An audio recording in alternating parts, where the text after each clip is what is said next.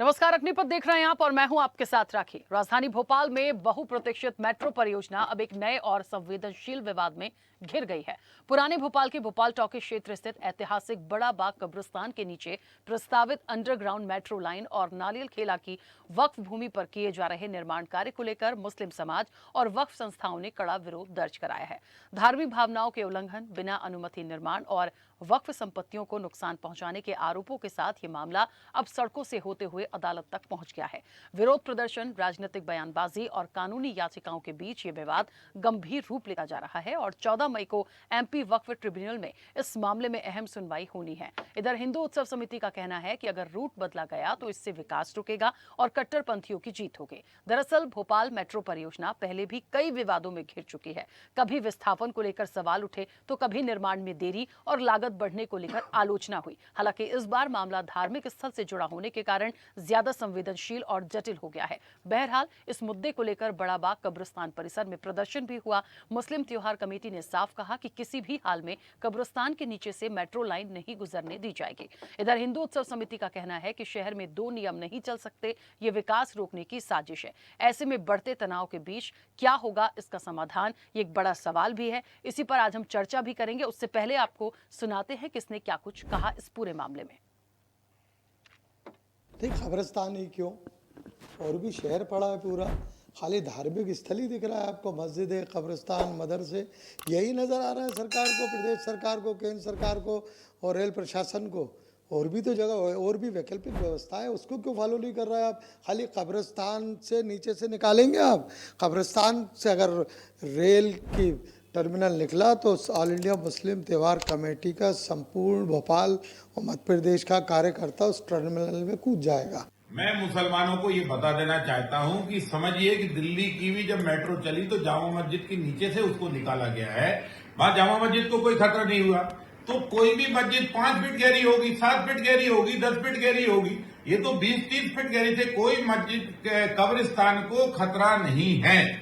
रहा सवाल ये, फिर जबरन छाती पीट का कि कब्रिस्तान के नीचे से कोई नहीं जाएगा, तो ऐसा होगा नहीं कि अगर कब्रिस्तान हटाकर वहां से मेट्रो की लाइन नहीं गई तो भोपाल में धार्मिक स्थलों को भी हटाने नहीं दिया जाएगा। इस पर आप विचार कर लें। अगर हम विकास में कहीं बाधक नहीं बनते हैं, चाहे आप शीतल दास की बगिया का मामला ले लीजिए, तब भी हमने शीतल दास की बगिया को पीछे खसकाकर अपने मंदिरों को जो है अन्यंत्र स्थापित किया। ठीक, कब्रिस्तान ही क्यों, और भी शहर।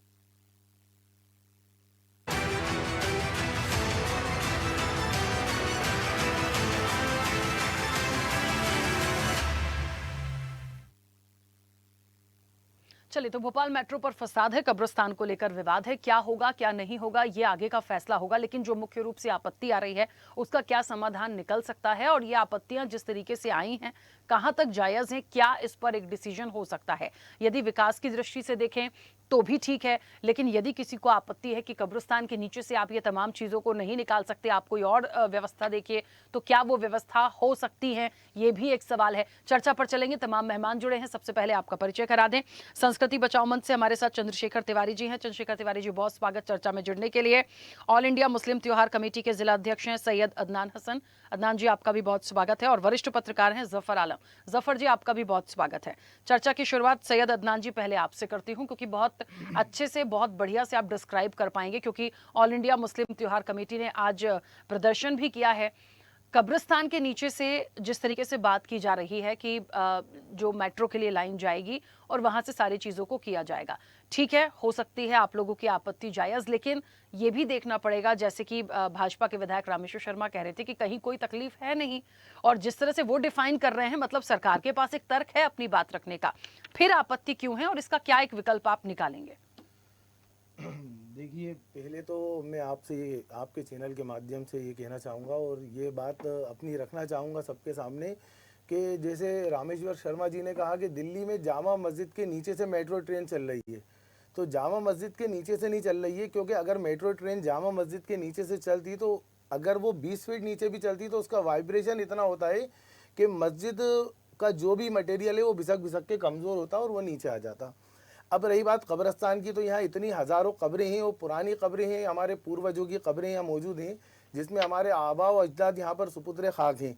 और ये कब्रिस्तान तकरीबन 1803 और 1818 तकरीबन 200-300 साल पुराना इतिहास रखता है। और आज 189 कब्रिस्तान भोपाल के अंदर मौजूद थे जो ऑन रिकॉर्ड वक्फ बोर्ड के अंदर दर्ज हैं। आज गिनती में आए तो 19, 20, 21 इससे ज़्यादा कोई कब्रिस्तान भोपाल में दिख नहीं रहे। अब कब्रिस्तानों की कमी और लोगों की तादाद, तो मरने के बाद इंसान को कहाँ दफनाया जाएगा। तो इसलिए हम लोग मेट्रो का, ट्रेन का कोई मतलब मुखालफत नहीं कर रहे हैं। हम तो चाहते हैं कि हमारी राजधानी में मेट्रो चले, राजधानी उन्नति करे, तरक्की करे और खूबसूरत बने, ये तो खुशी की बात है।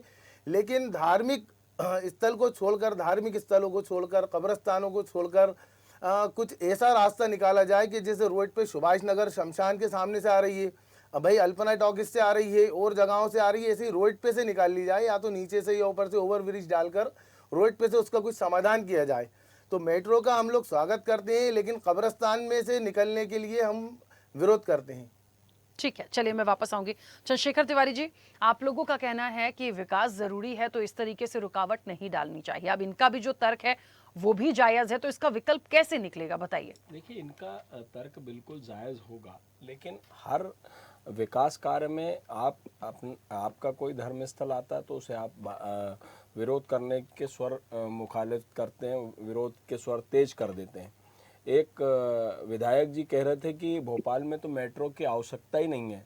आप जिस सरकार में थे शायद उस समय में विकास की गंगा बहती नहीं थी, इसलिए आपको उसका आभास भी नहीं है और आपको सोचने की ज़रूरत ही नहीं है ना। जो वर्तमान सरकारें वो सोचेंगे कि विकास क्या करना है, क्या नहीं करना, फ्लाईओवर कहाँ करने हैं और कहाँ पर मेट्रो करनी है, तो ये आप सुनिश्चित नहीं करेंगे, तो शासन सुनिश्चित करता। ये तो बात रही एक उसकी। और रही बात कब्रिस्तान की, तो कब्र की खुदाई में भी ऐसा नहीं है कि कभी किसी जनाजे में गया नहीं हूँ, ऐसा तो हुआ ही नहीं होगा। तो कब्रिस्तान जो है वो कब्र कितनी खुदती है, मुश्किल से 6 फीट खुदती है, और ये तो 30 फीट अंदर जो है टनल डल के जो है वो उसमें से मेट्रो जाएगी।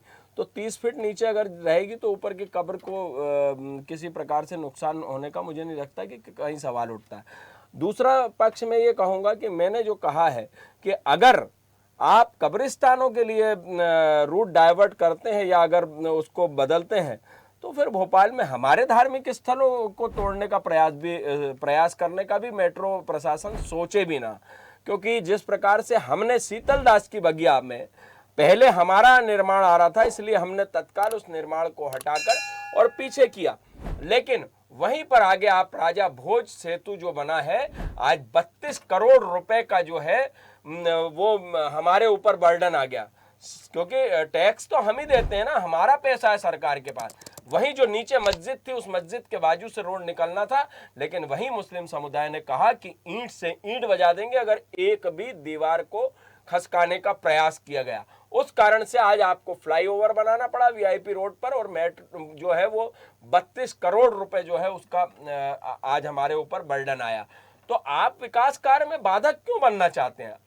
शासन में राखी जी आप भी जानते हैं कि आप जो मकान खरीदते हैं, जिसकी रजिस्ट्री कराते हैं आप, वो रजिस्ट्री भी आप उसके बाद भी आप उसके मालिक जब तक हैं, जब तक सरकार चाहेगी तब तक। अगर सरकार वहां से कोई विकास कार्य अगर कर रही है तो आपको उतनी जगह का मुआवजा देकर और आपसे वो आपकी रजिस्ट्री की जगह भी ले सकती है। शासकीय नियम में है, जो लोग पढ़े लिखे होंगे और जो लोग ये जानते होंगे वो आप भी जानते हैं, ये नियम है। अगर आपने देखा होगा खेतों में से जमीन में से हाईवे चली जाती है, तो हाईवे अगर जाती है तो जितनी जमीन आती है उसका मुआवजा सरकार दे देती है। तो वहां तो रजिस्ट्री और बही सब कुछ है, पुश्तैनी जमीन है। आपने कहा कि इतने साल पुरानी बात, तो वो भी हम मान रहे हैं कि ठीक है, बड़ा कब्रिस्तान बहुत पुराना होगा, सालों वर्षों पुराना होगा, लेकिन वहीं हमारी शीतल दास की बगिया जो नागा बाबा का आश्रम है, उसमें मालूम नहीं कितने संत आए और कितने संत वहां से उनका देवलोक गमन हो गया। तो वो भी हमने स्थापित किए ना, उन जो उनकी समाधियां थी, उन समाधियों को भी हमने शिफ्ट किया, और हमने जो मंदिर है उनको भी शिफ्ट किया। आप देख लीजिए शीतल दास की बगिया जो कमला पार्क की है, पीछे उस तरफ भी जो मंदिर बना है और इधर नागा बाबा आश्रम, दोनों हमने रोड चौड़ीकरण हो रहा था तब हमने किया। तो आप अगर विकास में सहयोग प्रदान करेंगे तो आपको पलक पावड़े बिछाकर जनता आपका स्वागत करेगी, लेकिन हर जगह आप अगर अड़ंगा लगाने का प्रयास करेंगे तो हिंदू उत्सव समिति भी सख्त चेतावनी दे रही है मेट्रो प्रशासन को कि अगर वहां से आप लेआउट चेंज करते हैं, वहां से आपकी अगर लाइन चेंज होती है तो भविष्य में यह भी ध्यान रखिए कि भोपाल में जितने भी हिंदू धार्मिक स्थल हैं उन धार्मिक स्थलों से भी अपनी प्लानिंग को चेंज कर लीजिए, उनको भी हिंदू उत्सव समिति और संस्कृति बचाओ मंच हटाने नहीं देगा। ठीक है, चलिए वापस आऊंगी। जफर जी, मुझे सुन पा रहे हैं? जी बिल्कुल सुन पा रहे हैं। जफर जी, क्या एक समाधान आप देखते हैं इस पूरे विषय पर?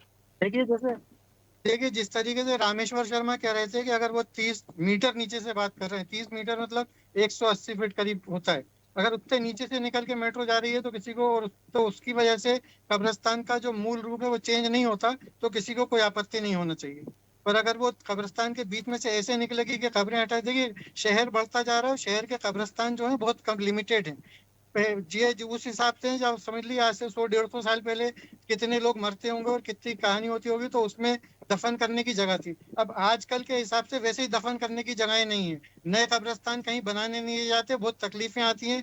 भोपाल के ही कोलार क्षेत्र में एक नए कब्रिस्तान की जरूरत है, मगर वही विधायक रामेश्वर शर्मा जी और वहाँ पे हिंदू संगठन कब्रिस्तान नहीं बनने देते। आदमी मरने के बाद कहाँ जाएगा? मरने के बाद तो उसको दफन करना ही है। तो जो लिमिटेड बचे हुए कब्रिस्तान है उनको तो सरकार को खुद चाहिए संरक्षित करे और उसको बचाने का कार्य करे, मगर अगर उसका ओरिजिनल स्वरूप बिगड़े बिना नीचे से 30 मीटर नीचे से मेट्रो निकलती है तो किसी को कोई आपत्ति नहीं होनी चाहिए, जहां तक मेरा ख्याल है। बाकी जो धार्मिक लोग हैं वो ज्यादा बता सकते हैं, मुझे इस बारे में इतनी जानकारी नहीं है। 30 मीटर नीचे से निकलने में मेरे हिसाब से टेक्निकली भी कोई प्रॉब्लम नहीं होगी और खबरें भी डिस्टर्ब नहीं होंगी, कब्रिस्तान एज इट इज रह सकता है। दूसरा विकल्प ये है कि अगर बहुत जरूरी नहीं हो अंडरग्राउंड तो ऊपर से ओवरब्रिज बना के निकाल दें। बहुत सारी जगह पे मेट्रो भोपाल में चल भी रही है, ब्रिज के ऊपर ब्रिज बने, मगर जहां तक मैं समझता हूँ ब्रिज बनने से कब्रिस्तान का ज्यादा नुकसान होगा कंपैरिजन टू अंडरग्राउंड टनल निकालने से। अंडरग्राउंड टनल शहर के बीचों बीच से अगर बन रहा है तो अंडरग्राउंड टनल ज्यादा मुनासिब रहेगी, क्योंकि स्टेशन से लेके शायद इस तरफ से आ रही है अल्पना टॉकीज से, इधर से होते हुए पूरा हमीदिया रोड तो बर्बाद करा नहीं जा सकता मेट्रो के लिए। तो कोई भाई उचित ढंग से सही ढंग से बैठ के सलाह मशवरा करके करा जाए। इसमें जहां तक मैं समझता हूँ राजनीति का विषय नहीं है, ये गंभीर विषय है और इसको गंभीरता से इसके ऊपर बात करनी चाहिए। हमें इससे कोई मतलब नहीं कि कोई दूसरा धार्मिक स्थल या इससे ना हम किसी दूसरे धार्मिक स्थल की बात करना चाहते। ये धार्मिक स्थल भी नहीं है, ये तो अंतिम सत्य है जीवन का, जहाँ पे जाके आदमी आखिरी बिल्कुल आखिरी सच्चाई है इंसान की, इंसानियत की, वहां पे जाके दफन होता है और खत्म हो जाती है सारी दुनियादारी। जब जगह कम है और अगर उस जगह इसको कब्रिस्तान को खत्म होने से और जगह कम हो जाएगी तो कहाँ पे लेके जाएंगे दफनाने के लिए? इससे भी इसका हल हो जाए और अगर 30 मीटर से नीचे निकलने में कोई आपत्ति नहीं होती तो इसको बरकरार 30 मीटर नीचे अंडरग्राउंड टनल बना देना चाहिए। ठीक है, कुछ कहना चाह रहे थे सैयद अदनान जी? जी हाँ, अगर 30 मीटर नीचे से टर्मिनल अगर डालते हैं तो जब वो मशीन चलती है तो उसका वाइब्रेशन का जो मोड होता है उसका तापमान आपको जाहिर है कि कितना होगा, क्योंकि अगर ऊपर कब्रें क्या छत के ऊपर बनाई जाएंगी आगे, अगर नीचे अंडरग्राउंड डाला जाएगा तो क्या ऊपर छत के ऊपर कब्रें बनती हैं क्या? मेरा जफर आलम साहब से क्या नाम है उनसे सवाल है कि अगर अंडरग्राउंड लेते हैं तो छत पे अपनी कब्रें नहीं बनाई जाती हैं और एक एक कब्र में बताया कि 70-70 हजार मुर्दे निकलेंगे, इतनी हड्डियां, इतने मतलब जो स्ट्रक्चर है उनको कहाँ ले जाया जाएगा, कैसे ठिकाने लगाया जाएगा? जफर जी, 30 मीटर नीचे से मेट्रो दिल्ली में बहुत सारी जगह अंडरग्राउंड मेट्रो में दिल्ली बहुत आना जाना रहता है मेरा, दिल्ली में चलती है मेट्रो और ऊपर कहीं कोई कंपन नहीं होता। इवन मेट्रो स्टेशन जो है ऊपर से हम नीचे जाते हैं 4-5-6 नीचे मंजिल जाते हैं। 30 मीटर का मतलब ये है करीब 5 मंजिल नीचे। कब्रिस्तान ही क्यों, कब्रिस्तान के बाहर जब जगह है वहां से निकल सकती है और जगहों से रोड से अंडर ब्रिज भी निकल सकती है और फ्लाईओवर भी निकल सकती है। जब कब्रिस्तान के बाहर जगह है और जगहों से निकल रही है तो फिर कब्रिस्तान ही क्यों? जब भोपाल में गिने चुने कब्रिस्तान बचे हैं, कब्रिस्तानों की तादाद कम हो गई है, तो फिर कब्रिस्तान ही क्यों? सिर्फ कब्रिस्तान क्यों वाली बात नहीं है, ऊपर बनती हुई चली आ रही है इसलिए बीच में कब्रिस्तान। कई जगहों से प्लान चेंज हुआ है, कई जगहों से प्लान चेंज हुआ है, कब्रिस्तान के लिए उसे घुमा दिया गया, ऐसा बिल्कुल भी नहीं हो रहा है। थोड़ा समझदारी से, इस्लाम जो है बहुत तरक्की पसंद मजहब है। इस्लाम को सही डेफिनेशन को समझने की कोशिश करिए। आपको इस्लाम याद तरक्की के होगा कि रास्ते में कभी भी बाधा बनने की कोरोना कोशिश काल नहीं। में अगर आपको इस्लाम तरक्की पसंद मजहब नहीं होता तो मक्का मदीना में आसपास जितनी भी सफाई हुई है ना, बहुत सी ऐसी ऐतिहासिक मस्जिदें थी कि अगर हिंदुस्तान में होती तो पता नहीं क्या हो जाता। वो सब हटा दी गई क्योंकि तरक्की जरूरी थी, बिल्कुल डेवलपमेंट जरूरी था। इस्लाम तरक्की डेवलपमेंट पसंद का विरोधी कभी भी नहीं है। इसीलिए इस्लाम के हिसाब से इस्लामिक स्कॉलर की तरह इस्लामिक लोगों को और इस्लामिक बुजुर्गों को, दानिश्वर लोगों को मिलकर बैठ के फैसला करना चाहिए। और तरक्की के रास्ते में शहर की अगर तरक्की का मामला आ रहा है तो उसके अंदर किसी को भी आपत्ति नहीं करना चाहिए। बिल्कुल कोई आपत्ति नहीं है। और तरक्की जफर हो भाई, शहर अब की। तो आप लोगों क्या भी जो है स्थायी कब्रें बनाना बंद कर दी गई हैं। पहले जो स्थायी स्थायी कब्रें होती बनती नहीं थी है। वो तो अब बंद स्थायी कर दी होती गई नहीं क्योंकि है। जगह की कमी पहले होने भी के कारण। पहले भी इस्लाम में तो मनाहियत थी, स्थायी आज भी कब्र की मनाहियत है। ममानियत स्थायी है। कब्रों के यहाँ तो हमारे यहाँ इस्लाम पहले में भी मना स्थायी था, आज कब्र भी की मना है। ममानियत है। स्थायी कब्र ही नहीं होना चाहिए, कब्र तो बिल्कुल कच्ची ही नहीं होना होना चाहिए। चाहिए। तो भाई कहने पक्की का तो कब्र वही का तो बिल्कुल तात्पर्य है ना कि पक्की जब जमाना है, स्थायी पक्की कब्र कब्र नहीं नहीं है होना लेकिन चाहिए। और जगह नहीं है, व्यक्ति की अगर ये जगह मृत्यु भी होने चली के गई बाद तो तो वो आगे तो क्या हाड़ करेंगे, मास का सवाल ये पुतला है, उठता है। 5 तत्व से बना है, पंचतत्व में ही मिल जाना है। हम जो है लकड़ी दे रहे हैं, आप मट्टी दे रहे हैं, मिलना तो वही मट्टी में ही है जाकर। उसको हम राखड़ के रूप में मिल जाएंगे, आप जो है मट्टी में समाहित हो जाएंगे। आपके यहाँ भी नमक डाला जाता, हमारे यहाँ भी नमक डाला जाता तीसरे दिन। जहां हमारे यहाँ अगर बच्चा जो बालिग नहीं है उसका अगर दफनाया जाता तो हमारे यहाँ भी कब्रिस्तान चाहिए। तो हमारे यहाँ भोपाल में भी कब्रिस्तान नहीं है। तो अगर हम विकास में इस प्रकार बाधक बनेंगे तो मुझे लगता है कि राजधानी जो आज हाईटेक बन रही है उसमें कहीं ना कहीं अड़ंगा उत्पन्न होगा। और जब स्थायी अगर कब्र नहीं बनती है और तो आप उन हड्डियों को क्यों तलाश रहे हो भाई? वो तो कब खत्म हो गया जो उसके ऊपर दूसरी कब्र भी हो गई होगी। अगर आप 100 साल पुरानी बात कर रहे हैं तो 100 साल पहले जो व्यक्ति दफनाया गया होगा उसके ऊपर मालूम नहीं कितने बार कितने लोग दफना दिए गए होंगे। तो आप तो जब व्यक्ति संसार से चला गया तो स्वाभाविक है कि 100 साल पुराने लोग आज के जिंदा माँ बाप को तो पूछ नहीं रहे 100 साल पुरानी पीढ़ी को कौन से दादा दादा के दादा दादा के दादा कौन थे, उसी को कहां से पूछ लोगे। इसलिए विकास कार्य में मुझे लगता है कि अपनी एक सहृदय दिखाकर, अपनी उपलब्धता दिखाकर आपको सम्मानित होना चाहिए। ठीक है, बस एक सेकंड। हाँ, अदनान जी कंप्लीट करिएगा। देखिए, पहले तो आपकी ये बात से मैं सहमत नहीं हूँ तिवारी जी। जो आपने कहा कि दादा के दादा और दादा के दादा चलेगा, यानी कि पूर्वजों को भूल जाएं और जो अभी जो मौजूद है उनको पूछ नहीं रहे।